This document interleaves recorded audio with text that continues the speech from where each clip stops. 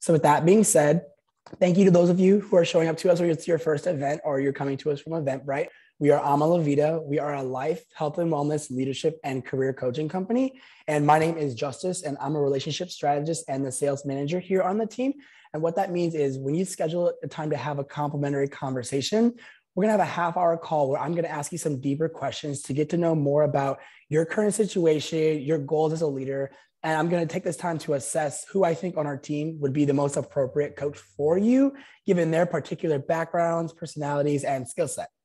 So with that being said, if anyone has anything front of mind that they'd like to continue and have a conversation about, I'm going to drop my consult link right here. And it is my calendar. It's first come, first serve, And anybody who comes to us from an event, you get your first session free. So something to consider when you're considering budgeting or things like that nature. And we do have some resources also in existence around ways that you can help secure PD funds. So if that's something you want to continue a conversation with, also reach out to us because we have a lot of resources around that as well. So with that being said, here's a little bit about how today is going to go. We're going to ask people to raise your hand when you have a question that you'd like to ask Betsy about leadership. And then everyone, it's going to be first come, first serve. And we're going to give priority to the people that are willing to come off of both camera and mute, because we want everyone to get a sense of what a real coaching session is like, because we run our coaching sessions through Zoom. So we really want to encourage you to kind of lean in and get the full feel for what it would be like to coach with us. So if you are uncomfortable with coming on camera and off of mute, you can feel free to write your question in the chat, and we will go back to those questions once we get through everyone else that has actively raised their hand and is engaging with us in the camera. So once again, this is going to be recorded and posted on YouTube and sent out to everyone. So you can go back and rewatch this at any point. And then with that being said, today we have Coach Betsy with us. She's a life and leadership coach here on our team. And then Betsy, to kind of help get the ball rolling, do you want to talk a little bit more of the type of leadership coaching that you do with your clients to kind of maybe see what people can expect to get out of this session? Sure, thanks. And hi again to all the friendly faces. And before I introduce myself, for those of you who weren't on right in the very beginning, I challenged everybody to take a minute and jot down what attracted you to this session. And if you had one or maybe two important questions around your own leadership, either professionally, in your home, leadership of self, whatever it might be, what would that question be? So just trying to get your mind in the game for what we're talking about. Really quickly, I came to coaching from many years, working professionally, first as an attorney, primarily as a marketer, and ultimately doing a lot of work in the world of strategic alliances. I came to coaching with the encouragement of some good friends who had been lucky enough to have coaches in their own lives, coaches who they told me made a big difference in how they were showing up at work and navigating their professional paths. I was trained and certified and ultimately joined Ama La Vida with the goal of working with primarily rising leaders, although I'm finding that that is a wide swath of individuals, people very junior in their work and people very far along their trajectory. The kinds of coaches, the kinds of things we talk about are sometimes very practical, how to give a better one-on-one, how to do better at delegating, how to grow self-confidence, but also trying to dig deeper into what are the things I step away from? How can I become a more confident facilitator? How do I learn to help my team think more creatively or more strategically, et cetera, et cetera? The questions really come up very organically, and anything is fair game. In the world of coaching, the coachee, the person that the coach is engaging with, is the boss of the relationship. So what we try to do is be responsive to your needs, follow your lead, provide resources when necessary, and really challenge you and hold you accountable for the things that you've decided you want to challenge yourself to do. This concept format, as Justice told you all about, is very new for Ama La Vida.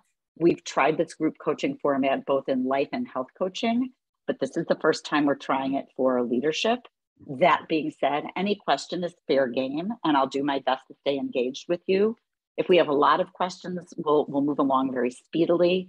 If there aren't that many people who volunteer to talk about their issue or be coached in front of others, then we'll take the one or two that we get and we'll get into more detail. Please raise your hand if you have questions. Justice will capture all those. Even if we can't answer them all here, we'll answer them later. Coaching is an amazing process. I only wish I had had a coach when I was in other stages of my professional life. So stay curious, stay engaged, and let us know how we can help you.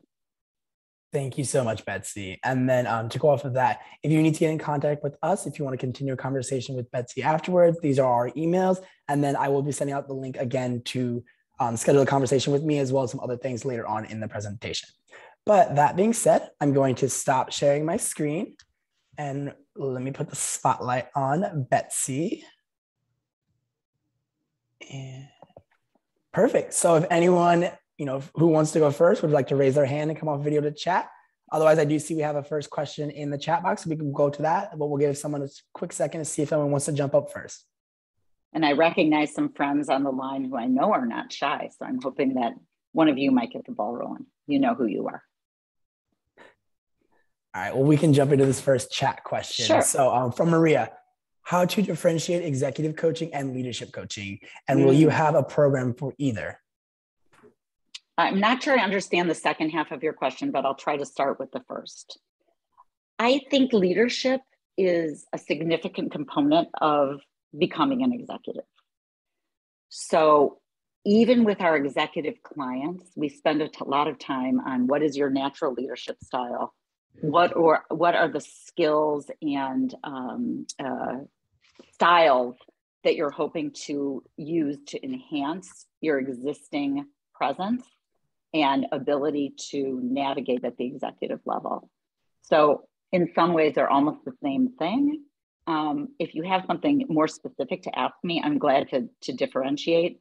And if you have something in mind specifically that you're looking for in terms of either defined as leadership or executive coaching, please let us know that as well. We're always hosting additional webinars and creating other content to respond to the needs of our clients. We had a little bit of clarification for the second part. It says, will there be a training or group coaching for leadership development? I'm a leadership coach looking to develop my coaching skills. Oh, so we don't at Ama La Vida train other coaches, but that's not part of our work. But what I would recommend is that you stay aligned with all the webinars that we host. And you can also go on the Ama La Vida YouTube channel to explore what kinds of webinars we've hosted in the past that might be relevant to the work that you're exploring.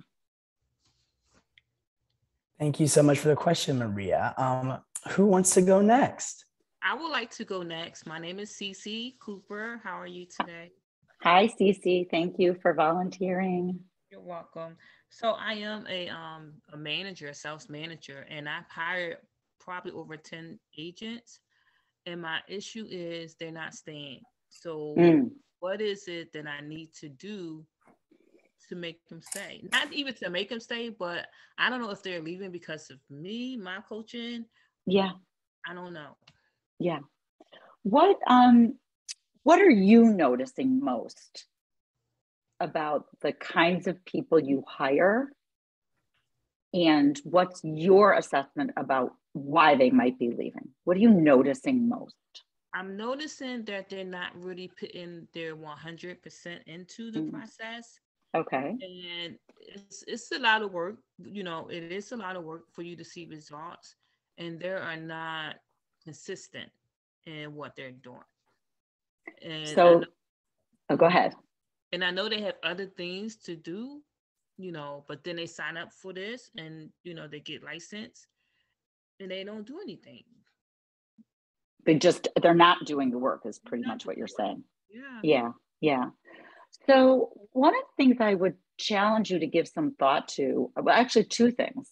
One, I would challenge you to give some thought around, are you as carefully as possible helping establish expectations for the new people who are interviewing for these roles? So how clear are they before they even do their training or get a chance to work with you or others on the team? How clear are they on what success is going to look like and what the steps to success may be?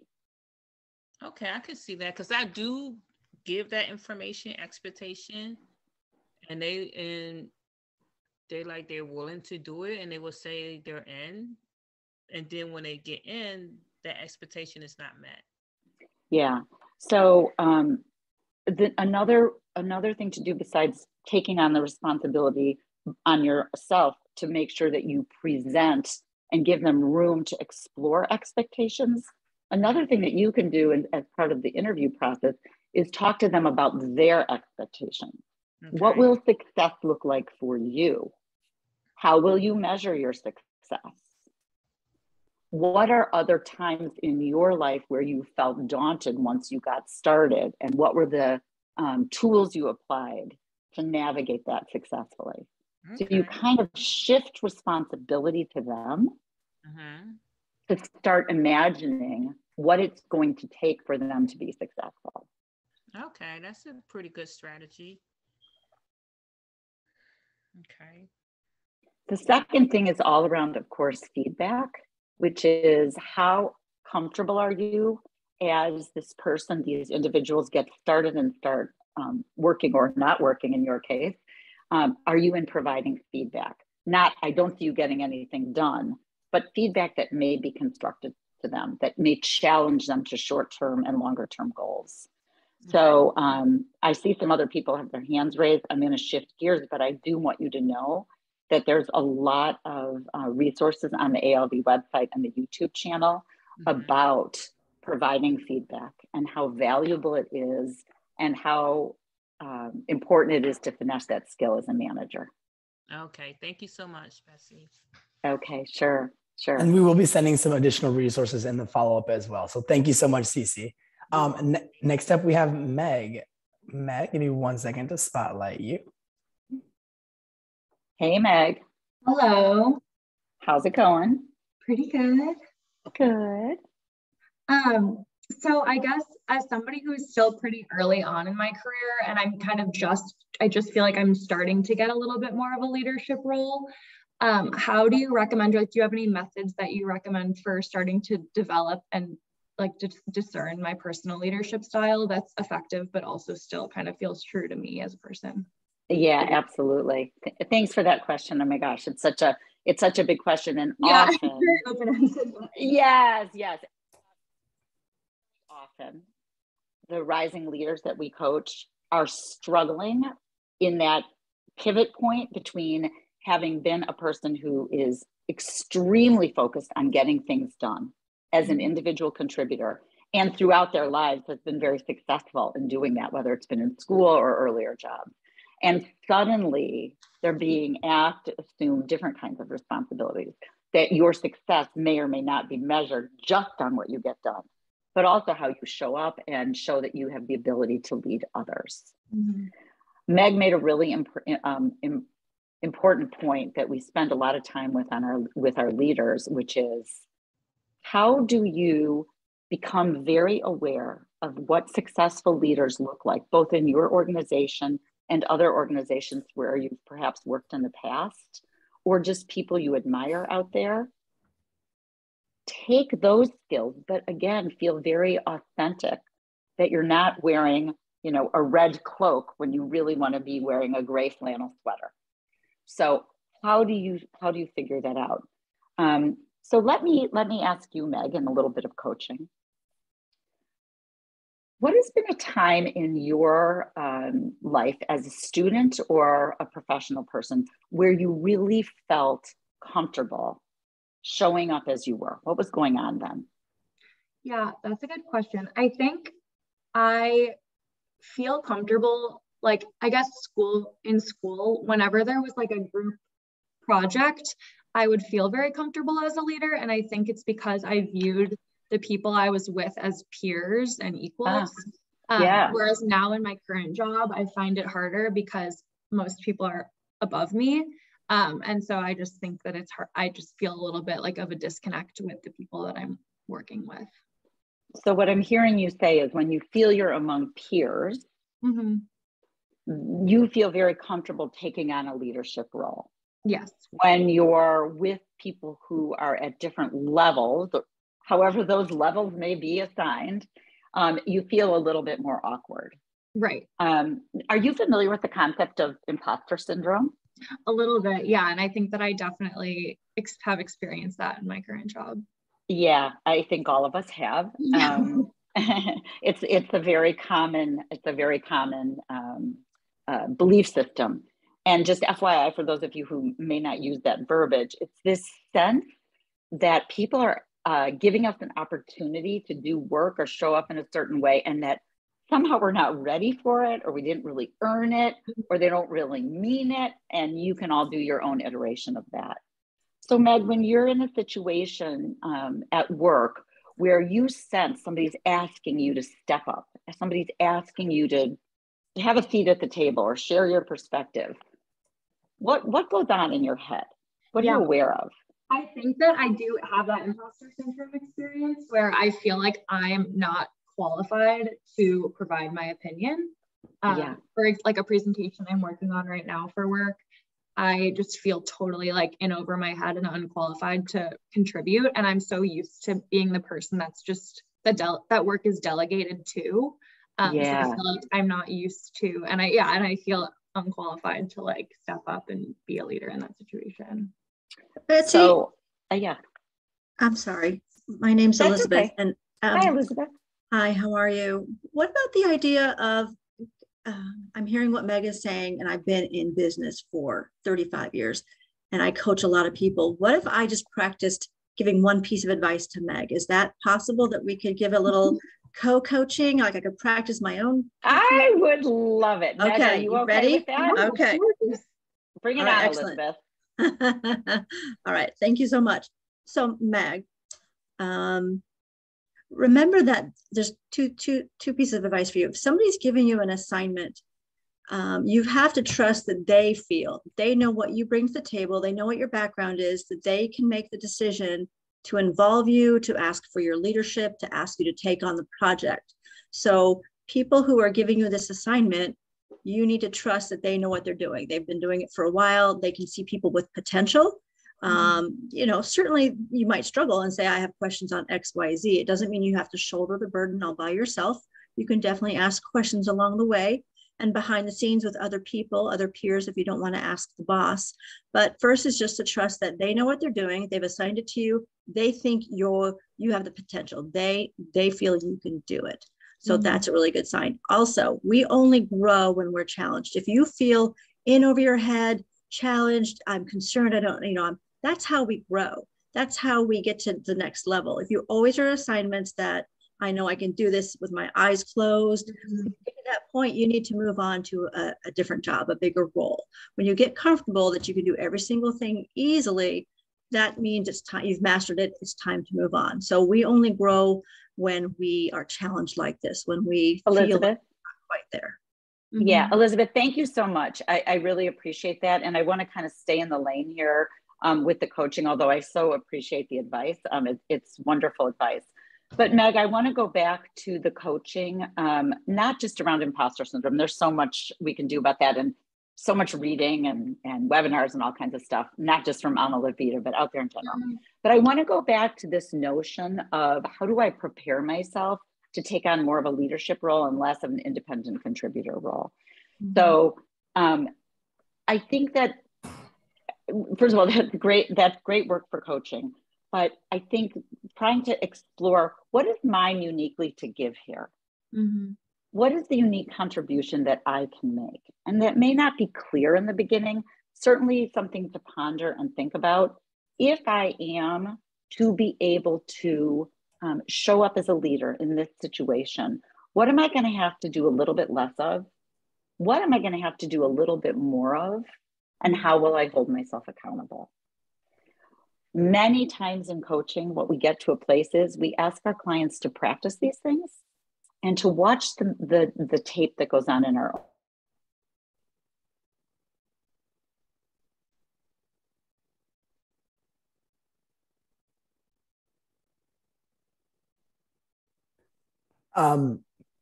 Betsy?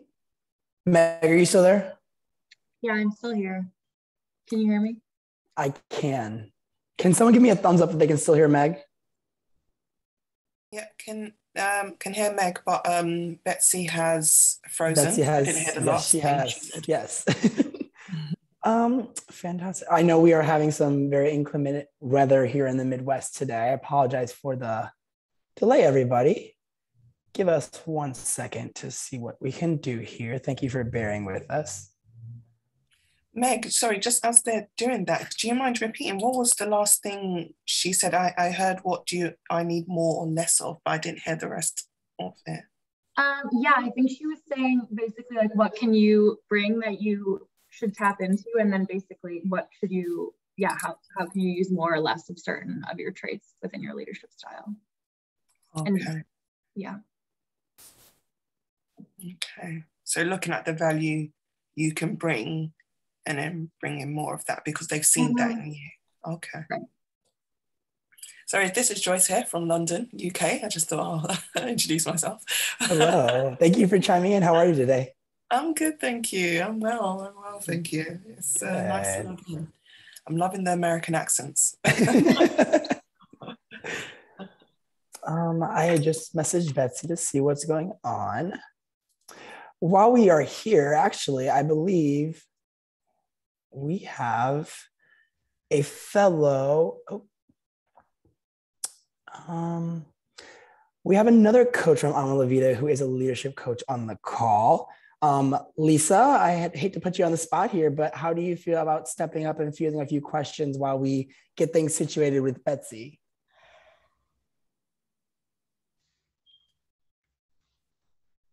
Sure, I'll be happy to. Would you like to come off camera or just come off of audio? I'm just going to come off audio. I think, I've had a little bit of eye surgery, so a little swelling. So I'm just on camera. If you all don't mind, I hope you understand. No worries. Thank you so much for chiming in. We really appreciate that. Lisa, do you have any final thoughts for Meg as we kind of go off of that? Or you do want to talk a little bit about the type of coaching that you do in leadership capacity? So I just had joined when Betsy froze. So I'll share a little bit about my leadership background and some philosophies that I have. And if you have any questions, just throw them out there at me. But I actually started my career owning my own business. I had never owned a business before, and I was only 23 at the time, and it grew to an entity where we had over 700 employees on a temporary basis and 12 internal employees with multiple locations. So I learned to lead trial by fire. And after I sold my business, I went back to school and I got a master of leadership. And I just wish I had had that information before I opened my business, because what I found was I wasn't so far off. Okay, great. I don't know who that was. I'm sorry, everybody. I lost my internet connection and then I did not know what to do. So I apologize. Are we still Go ahead, Meg? Betsy. Yes, we're still with Meg. That was Lisa Alley. She stepped in to introduce herself and talk a little bit about coaching. Lisa, thank you so much. I appreciate it. My pleasure. Meg, what I was going to say that we were getting close to is a whole a topic around careful listening. Mm-hmm. So there's just so much rich work to be done around the levels of listening that as a rising leader, well, for all of us, that we want to stay close to. It's the words that people are actually saying, the words, the things that are going on in our environment around us that we may or may not be aware of if we're not carefully listening. And for you, as I was, when we were coaching before I was cut off, this whole notion around what's really happening with the people around me when I show up in this way. Are they responding in a way that shows they're engaged? Are they not? And what do I need to change in order to get their attention, incentivize and motivate them, get them to think creatively or whatever it is your goals may be. Mm-hmm. So there's just so much interesting work to be done in that space. And we could talk quite a bit about that as well. Yeah, thank you so much. Does anyone have want to keep going with these questions for Betsy while we've got her here? Otherwise, Meg, if you want to ask, we have an IV now. Meg, thank you so much for volunteering. We really appreciate you. Thank you. And jump back in if you care to. Okay. Hi, Ivy. Hi, Betsy. I would be on camera if I were not traveling in my car right now, but I don't think you want to look at the underside of my chin as I drive.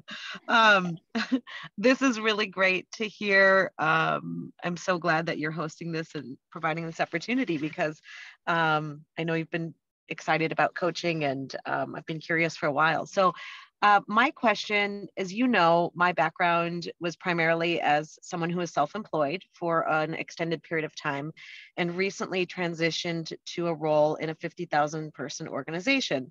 I found it much easier to pursue leadership opportunities in our community and with different people when I had the flexibility as someone who is self-employed to make all my own decisions, about what I identified needed to be done or what to pursue. I'm struggling a bit, truthfully, in this very large organization where there's layers of leadership above me, feeling like I can find my groove in leadership again, especially when at times people who maybe I report up to are more or less supportive of sort of independent pursuits of things. So what advice do you have on how to navigate that sort of the hierarchy of great big organization and continue to find opportunities to lead when sometimes you feel a bit suppressed from above? And totally. Thanks so much for that question. And just to clarify for everybody on the line who maybe has not experienced coaching, although we do often step to the table trying to give advice and answers and suggestions, we also believe wholeheartedly that our clients can figure out their own path to navigate. So I'm going to today lean in more heavily to asking you the kinds of questions to help you figure this out. So here's the first question I would ask you. How do you define leadership? Whether it was when you were working independently or now that you're part of this large organization, what does leadership really mean? That's a great question. And I think as it pertains to this question, I think it's that freedom to reach out, frankly, to any person, above or below you in any realm of your work to engage. And that might be to ask questions or suggest ideas. And that's where I think right now that idea of leadership, I feel a bit stymied in that it's like I need to ask permission at times to reach out to certain people or pursue opportunities. Ivy, is it really about the reaching out, or is it the reaching out when you feel like you have a big idea or some important feedback to share? Oh, gosh. In truth, it's probably a bit both. Okay. And in particular, I'm given a lot of freedom to operate independently still with the specifics of what I need to execute on a day to day, which is great. There's no micromanaging there, but it's when I want to do more collaborative work, it's like I'm cautioned against not taking other people's time or other resources. Wow. Yeah. And that's tough for me because I'm accustomed to just having that freedom to say, I'm just going to find out. And if they don't feel that they've got the time or resources, they'll tell me. But again, it's that feeling a little bit handcuffed in terms of just reaching out to develop relationships and work one-on-one and more people, outside my realm, but within the organization. Yeah. So what do you think is the culture at this large organization that makes that feel tricky or even impossible? What's the culture? It's still new to me, even though I'm about 2 years into it. But I think my guess is for most organizations of a similar size, there's that hierarchy. And again, you're just dealing with different personalities, some great leaders in the organization who are very open, some who are maybe more cautious or threatened or in a higher, I guess I would call it leadership, but it's really just technically a superior position because of other factors. And so we often run up against this, particularly in larger organizations, although it can happen very, very well in small organizations too, where a culture is developing that people don't feel comfortable or quote unquote safe in the current vernacular to really show up, ask the kinds of questions or make the kinds of recommendations that they feel would help them move their work along and possibly the work of the team or the organization. Whether or not that's something that can be fixed by one person remains to be seen. But then we go back to your original question, which is, what can I do to try to navigate appropriately but effectively around what appears to be an obstacle? So the first thing I would ask you to give some thought to is, where are the trusting relationships that you currently have within the organization to kind of chew this up a little bit, to talk about what it is that you wish you were able to do? So that's the first thing I would explore with you, which is, are there people within the organization where you feel it would be appropriate and or safe to have the conversation about taking these kind of risks? Sure. The second thing I would really, and we can spend a little time on this now, is what's at stake for you if you can't do that? And that might be personally or professionally. What's at stake for you? That's a great question. I think I'm fortunate to be in a position where I think I could choose to, as you suggested, find other avenues within the organization or other safe spaces and people to support me. But I also am fortunate that I think I do have in a position where I could pursue other opportunities. And so I think that's a bit where I'm at, is trying to determine if it's worth trying to continue to pursue opportunities within this great big organization, or pivot to a place where I have more freedom. Again, there's a loss of scale in terms of like impact of what personal decisions I make may mean. But, that's certainly something I've been trying to figure out, is what is the right direction. Yeah. And this would lead very naturally to an assessment of sort of your values, which is, is making an impact more of a value to me than the security of an established role? Is my ability to be a creative problem solver or a collaborative partner more important than whatever it is that you might weigh against that? And so this is where an interesting conversation would probably take place around personal and professional values. So when I said what's at stake for you, it could range anything from your ability to be effective in your role to your ability to become an established creative presence in your community to, 100 other things. And then from that place, we can navigate through what are some smart options to take place. I want to go back for a second to the first question that you asked, which is, do you have some advice? And I think I do happen to know Ivy casually. And I would say, and as I would if, I was coaching somebody over the course of time, Ivy is not a client, she's a friend. But I think what I would say is, what you really could consider asking yourself is, what's at stake for me if I don't take the risk of having this conversation or these kinds of conversations? Yeah. And what am I willing to risk? And that's really an interesting, introspective conversation that you can have, either with a coach, with a friend, with yourself, somebody at work, etc. Yeah, great. I appreciate that. There are questions I have not been asking myself. I was probably too focused on the details of the situation and need to pull out and have a little bit more of that perspective. So thank you. The final question that I'll ask you, and this probably goes to many of the questions that many of you may be ruminating on, is, if not me, who? This is a chance for you to show up with a voice. And if too much is not at stake in terms of you seeing what happens, if not me, who? Going back to Meg's question, if not me, who? Who's going to do this? So what have I really got to lose, and how am I going to get, brave enough to do what I believe needs to be done? Again, really fun, good work to do. Yeah, great.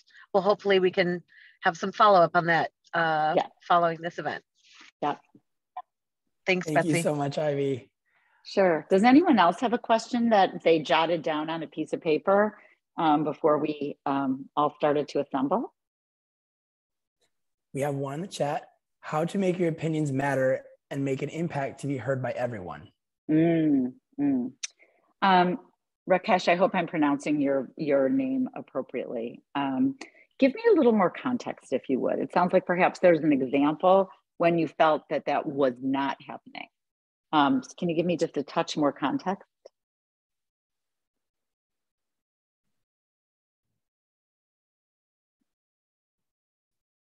Okay.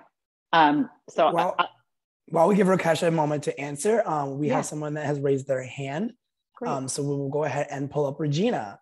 Give me one moment. The floor is yours, Regina. And would you like to come off video or just, oh, there you are. Thank you so much. Good afternoon, Regina. Hello. Hi. So I am not, in my professional career, I've been very independent as like an office manager, administrator, and I'm struggling to articulate and elevate like my resume to demonstrate that I have management experience. You know, I've managed people, I've managed children, I've managed, you know, people of children. So how do I elevate experience like that? Okay, I love the question. That's great. First of all, FYI, as an aside, we do have people at Amalavita who are career specialists who could help you finesse your resume, literally. But I can ask you some questions that may help you start thinking about that. From what you've said in 2 seconds, the first question I would ask you is, how can you talk about the impact you've made on individuals, groups, or organization, or the organization? Okay. So when you show up to manage, as you're describing very briefly, what happens? What is the role that you comfortably play? And what is the change that you notice takes place? I give encouragement and autonomy. I give direction, but I don't micromanage. So I expect. And then what happens? Yeah, then what happens? And then they do it and it gets done. Yeah. Yeah. You make it sound easy, right? Yeah, exactly. You know, sounding and doing. Yeah. So what's the feedback that you get from others who may be noticing the way you show up when you're managing? Recently, I had some coworkers who were lamenting and saying, gee, we wish you were our boss. So that was really, you know, nice and thoughtful of them. But I also realize it's, you know, the dynamic of their supervisor is what it is. And so I think people tend to appreciate having that autonomy and that confidence. Yeah, I'm sure that's right. And a word that I would toss your way to give more consideration to is influence.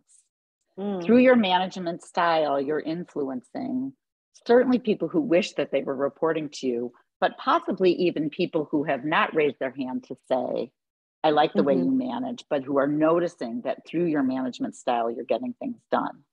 So going back to some questions that were asked earlier by a couple other people as well, you are in fact, Regina, finessing your management style. You know where you're comfortable and you're starting to understand the impact that you have on others. And I think in many ways that is certainly a huge attribute of leadership.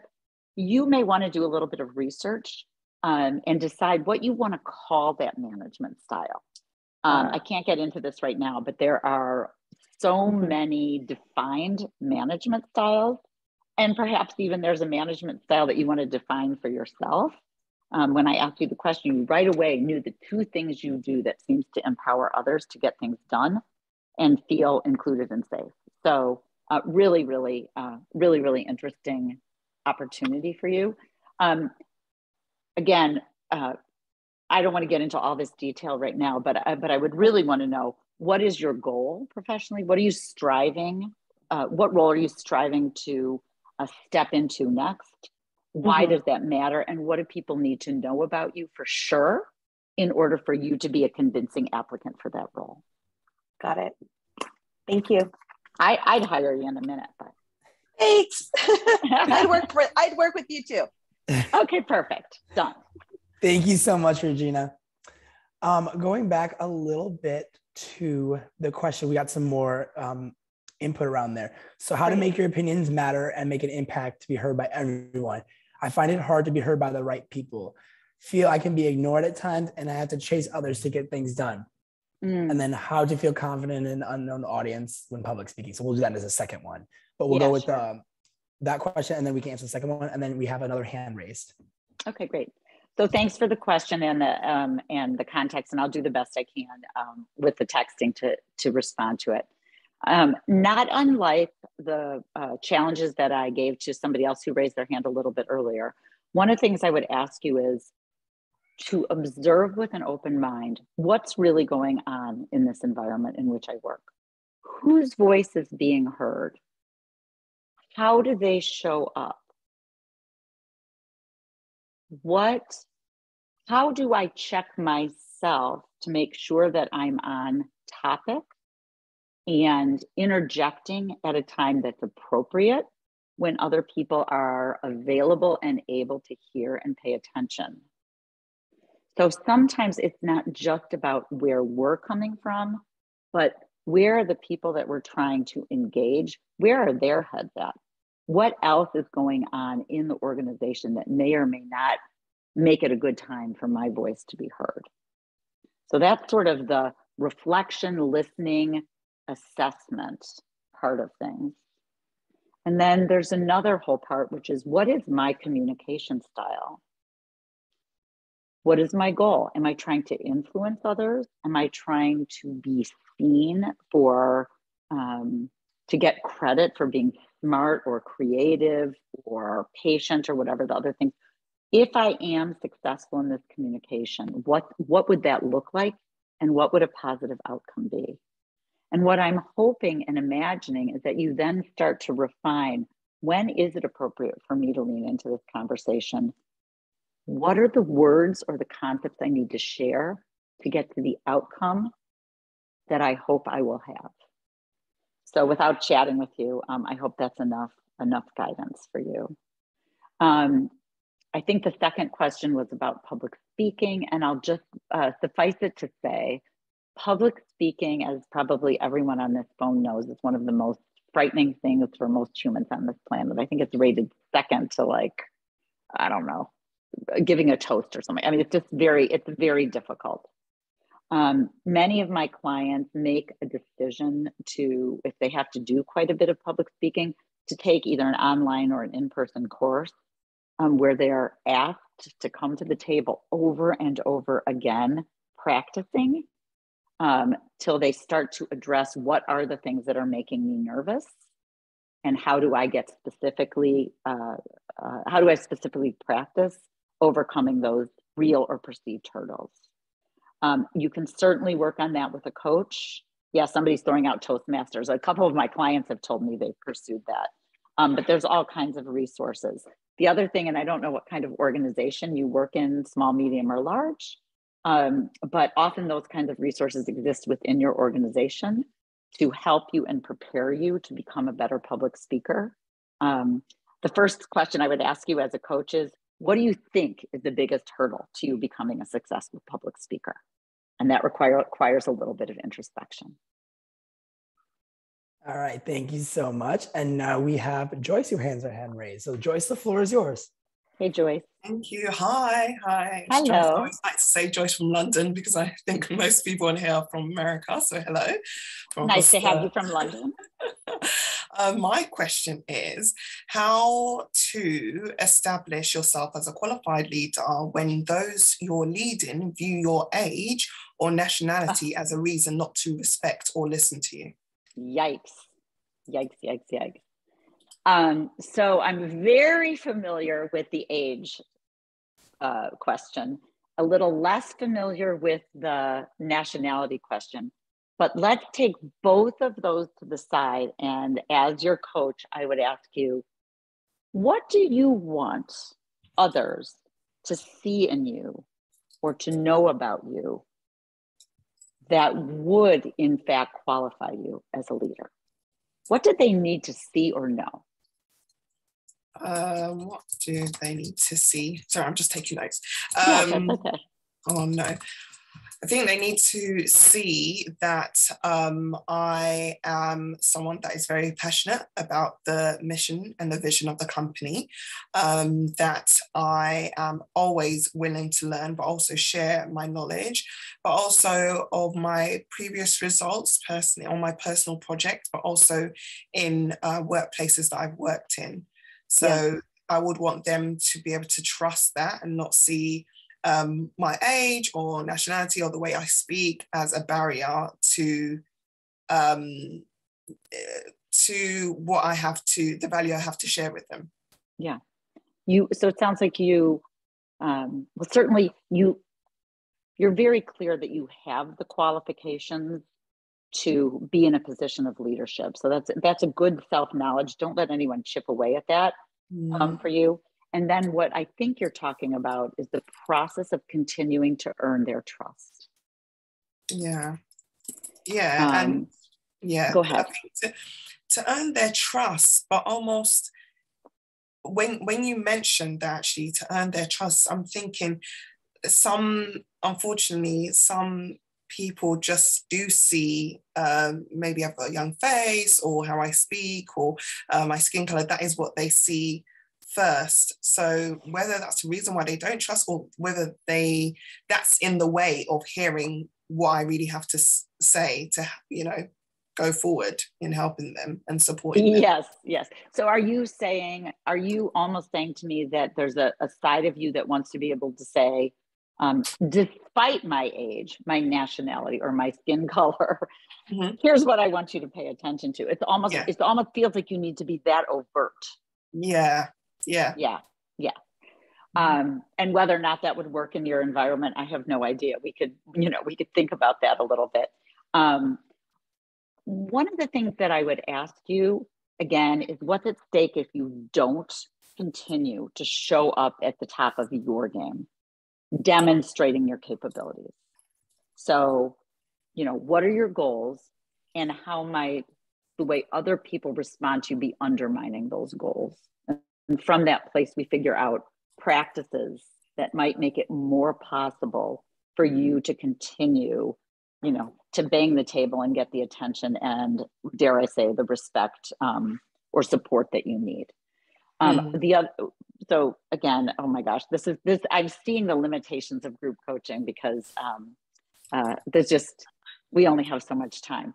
But one of the things that I would ask you, like I asked someone else on the phone, is who is a trusted partner or advisor within the organization with whom you can try to hone in on what's really going on at this organization, what really might be the things that are real that are limiting my ability to continue to grow here, and that may be perceived.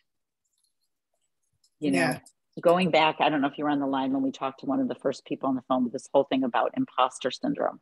So I'm not saying you have, that you're telling me at all that you have concerns that that you may feel you're not actually prepared to rise to the level of leader. It's possible that there are things that are happening in your own head where you're telling yourself a story. What is the story that you're telling yourself? My voice isn't being heard for these reasons. What else? Why else may your voice not being heard?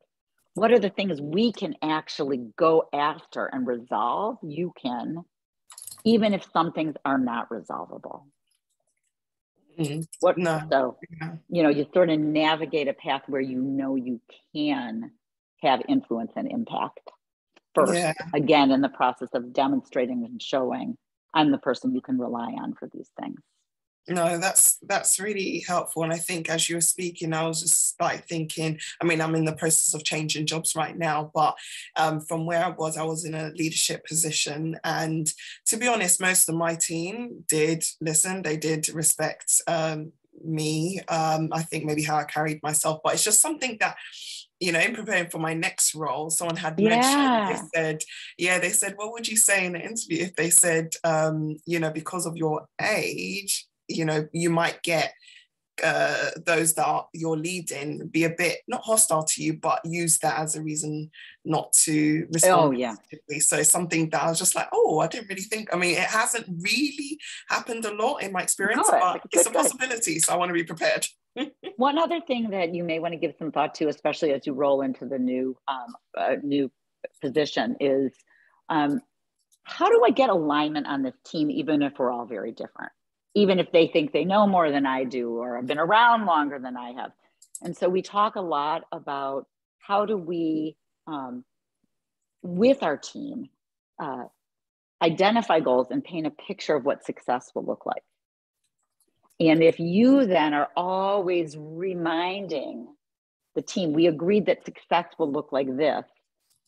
And if things aren't happening, then you can work on questions like, what's changed since we made that decision? What might I not be aware of that's limiting our ability to get to that place? You know, so eye on the prize, so to speak. Amazing. Thank you. I'm like taking frantic notes at the moment. Oh, so yeah. Feel free to email me. We can chit chat more. Amazing. Thank you. I'm going to bounce it to you, Justice, and tell me how we should handle the next, 7 or 8 minutes. Yep, no worries. Joyce, this will be recorded also, so you'll have the recording to go back on in case you didn't get something. But thank you so much for participating. So with that being said, we've just got a few minutes here at the end here. So thank you everyone who did participate and jump in here. We really appreciate that. I'm going to go ahead and once again share the consult link and the link to our website so you can read more about Betsy herself, as well as some of our other leadership coaches. Betsy is currently taking on a few more new clients. So if you've heard anything you like today and want to continue the conversation, feel free to reach out to us, and then make sure that you indicate that you came to us from a webinar, because coming to us from a webinar means that you get your first session free. So something to keep in mind. I'm also posting our YouTube channel where we have previous recordings of other webinars, as well as our Eventbrite where you can see our upcoming events. We do have 3 coaches doing a leadership panel next week as well. So something that could be of interest to everyone here if you want to just continue a conversation or keep going. But we do have a few minutes left here at the end. Betsy, do you have any final thoughts that you would like to share while we see if anyone else wants to jump in with a quick little question? Sure. I feel like one thing that I'm hearing both from my existing clients and also from many of the questions that we talked about today is around the topic of organizational culture. And particularly coming out of the past 2 years where almost everybody was working remotely, cultures took a hit. Some cultures made it easier for us to participate, to engage, and some cultures made it very clear that only certain voices were going to be seen, heard, and respected. Now, for many of us, we're revisiting what our career trajectory is and in what kind of culture will we thrive. And I think, Ivy, Meg, I'm forgetting, Joyce, I think was one person's name. I apologize for not remembering your names, but you're all exploring, as I continue to finesse my own leadership in the culture where I am now, or the culture I'm about to step into, how will I continue to grow and understand roles and opportunities for myself? I think these are tricky times, but also times filled with a lot of opportunity. And I guess I would leave everybody with the question is to ask yourself, which is, if I'm to continue my career trajectory, if I am to grow into stronger leadership, which can happen at any phase of our careers, what do I have to figure out, practice, and do to be successful in this culture? If the culture doesn't work for you, eventually you'll decide to move on somewhere else. And you'll ask yourself that same set of questions.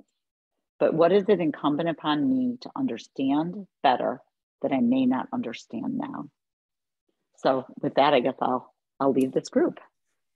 Thank you so much for your time today, Betsy. And then if we don't have any other questions, thank you so much, everyone, for chiming in today and being so, participative. We really appreciate it. And the recording will go out tomorrow, so be on the lookout for that. But also, like we said, feel free to reach out to either of us at any point, and we'd be more than happy to continue a conversation. With that being said, we'll give you all back just a few minutes in your day, but thank you for spending your Wednesday afternoon, mornings, evening for you, Joyce, I'm sure. Thank you for spending the time with us, and we hope you have a great rest of your day, and we hope to see you at a future event. Bye all. Thanks, everybody. Bye-bye.